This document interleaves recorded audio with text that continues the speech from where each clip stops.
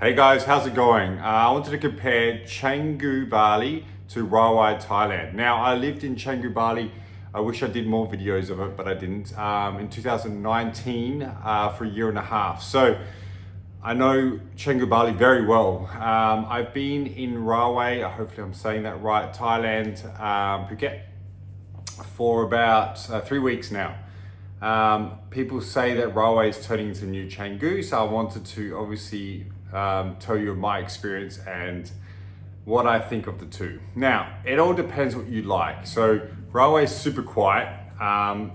There are a few gyms around here. There's that fitness street that's not far from here, about 10 minutes drive from here. When I went there, I expected a lot more. It's more of a kickboxing area. It's more just for boxing. I wouldn't say it's amazing, but it's where people come to train and so forth. But comparing it to the fitness scene and health scene in Canggu Bali, I don't think it's comparison. Like, there's no comparison at all. Especially Rawai. Hopefully I'm saying it the right way, guys, so I apologize for that. Rawai is definitely nothing like Canggu. Canggu is still, 20 years ahead if we're talking about fitness and health. You can get in Canggu Bali, there's amazing cafes, there's amazing food, you can get any cuisine. It's more affordable. I think Phuket in general is more expensive than Bali Canggu, which really surprised me. And you don't get much.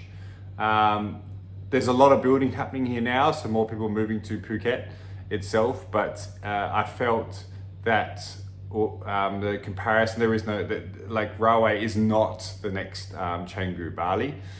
Maybe in a few years' time, but at the moment, the fitness scene, the health scene, it's quiet down here. I got construction near my house, so that's on every morning at 8 a.m. But I don't feel that Thailand has the same vibe. The vibe in Bali Canggu is much better. You can network. There's more all different nationalities here. It's more local, especially down south where I am. I don't feel there's a comparison at all, especially with the fitness and the health scene. Now, with me, how I travel, I wish I did more travel videos because I've been to 41 countries now, but I didn't do it. Mine's more of a fitness channel, but I'm going to start doing more of these. I was just in Cyprus and Crete, and I still didn't do any vlogs or talk about the experience I had. Now, Thailand itself, Phuket. I've heard Phuket's much more expensive than the rest. I've only been to Phi Phi Islands. I haven't been to Bangkok or any of that. I heard Bangkok's a lot cheaper and there's more of a vibe there. I feel that for me, if I were to live somewhere again, I would definitely choose Canggu Bali over, especially Rawai Thailand or Phuket in general. I had a better experience. It's much more my kind of vibe where I can meet people every day. The cafes, gyms. When you go to gyms, you meet people every single day. They're like-minded. Everyone's got an online business. They're into health. But I came in August, which is raining season. So I'm a big sun guy, so there hasn't been much sun. It's been raining every day, a lot. Compared to Bali, August is the peak season. So obviously August, Canggu and Bali definitely beats Thailand. Food-wise, look, you can get local food here. You just have to be careful with the water, just like Bali, but I feel there's a lot more options with healthier options and way more nationalities, more healthier people, I feel.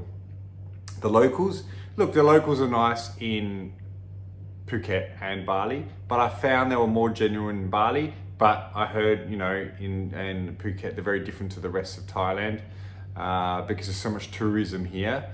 They get a bit sick of tourists, which is fair enough. But I think in general, if we're looking at fitness and health, comparing Canggu Bali to Rawai Thailand, there's no comparison. I feel like Canggu is definitely the epicenter of fitness and health, like in the Asia regions, and it's easier to network. It's easier to meet people around the late 20s, 30s mark. I'm 30s, mid 30s. But in general, look, you can find, for me, I always like going to the markets, getting fruit and vegetables, the local fruit and vegetables. I always get an Airbnb or a place that has a kitchen because I like cooking the food. I don't like going out all the time. And it's actually healthier to cook some of your more of your food than not. So you have that option. If you want to go out to dinner, you can go out to dinner. I did find the north of the north of Phuket is way more expensive than Canggu. The prices go way higher than what you get in Canggu. Accommodation is obviously a bit cheaper here than Canggu these days, 2024. But again, yeah. So hopefully that video wasn't all over the place. What do you think? Like, put a comment down below, guys, if you visited both places and you stay there for a period of time and what you think. Look, I think Thailand in general, there's a lot of building going on here, so it's becoming up and coming. I came here 12 years ago, but that was with, I think, 16, 17 guys. So we stayed in Patong, and that was a different trip. But I'm not I wouldn't do that again. But that's what you do when you're younger. But definitely, I feel much more comfortable and in Bali, Canggu than here. But these are, everyone's different. Everyone likes different things. I think a lot of people move here to Thailand compared to Bali because Bali is getting overall more expensive, I think. But in saying that, I was there at the start of this year. I don't think it's that expensive. You can get coffee for $1 or $2. It's hard to find any hipster cool cafes here. Very hard. I maybe saw one. The thing that Phuket does have in the nice season where it's not monsoon rain, the beaches are better. That's probably the one thing. Bali doesn't have good beaches at all, unless you go Uluwatu. There's some good beaches, but Thailand has better beaches. But in wet season, they're not clear at all because it rains so much, so that it's not very clear to swim and so forth. So overall, I think Canggu Bali beats Rawai by a long shot. Hopefully that helps, guys. Any questions?